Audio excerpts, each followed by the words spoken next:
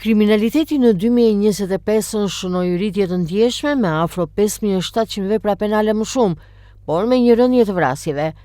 Raporti vjetor i Ministrisë së Brendshme tregon se Tirana mbetet qarku me numrin më të lartë të krimeve në vend, ndërsa Gjirokastra rezulton qarku më i qetë.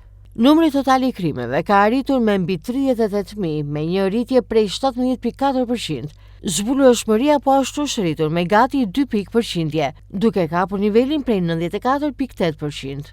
Një trend pozitiv vërehet në krimet më të rënda kundër personit. Statistikat tregojnë një rënje të qëndrueshme të vrasjeve, nga ato me dashje të cilat ulën me 2.4%, tek vrasjet nga pakujdesia me një rënje drastike prej 40%, edhe ato të mbetura në tentativa apo plagosjet me një ulje me 4.8%. Numri i lartë i krimeve ka prekur po ashtu edhe numër të ndjeshëm të qytetarëve që kanë qenë viktima, mbi 19.000 persona, nga të cilët më shumë se 5.600 femra edhe afro 1.400 të mitur. Gati 39.000 është numri i autorëve të krimeve.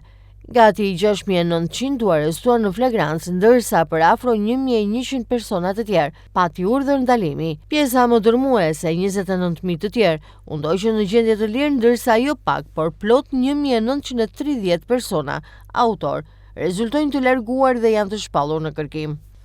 Në statistikat e Policisë së Shtetit për vitin 2025, u goditën në total 26 grupe kriminale, 10 më pak se në vitin 2024. Raporti vë në dukje se fal bashkëpunimit mes PAK, u goditën dhe vendosën para përgjegjësisë penale edhe shumë nga antarët e grupeve kriminale të krimit të organizuar në operacione të zhvilluara në qytete të ndryshme të vendit, si Tirana, Durrësi, Shkodra, Elbasani dhe Vlora.